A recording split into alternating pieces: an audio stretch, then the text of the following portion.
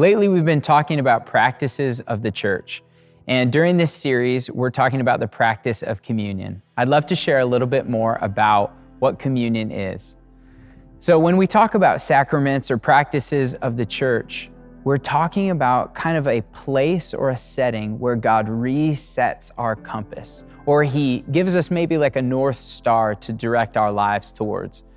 When we come into worship and we gather around the table, God gives us a new picture of what it looks like to be family, of what it looks like to sit around the banquet table in heaven and live the victory of Jesus. And one thing that I want to highlight is that sacraments and Christian practices are like microcosms. They're like little pictures of something that is an entire lifestyle.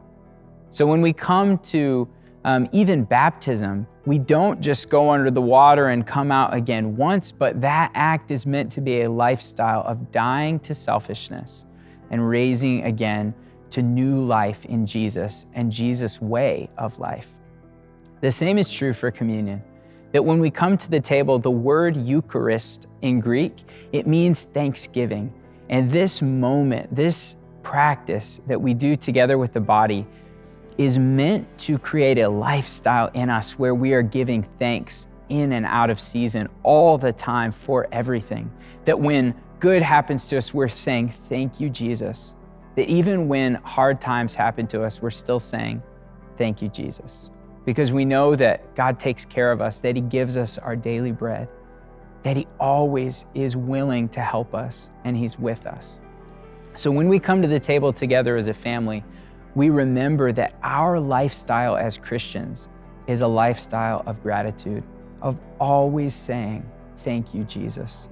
So as you come to the communion table throughout this series and throughout the next years of your life, I invite you to remember that the lifestyle we live as God's people is not complaining, is not being upset with life, but is an attitude of always saying, God, you are good, you are our shepherd, and we have all we need, so thank you.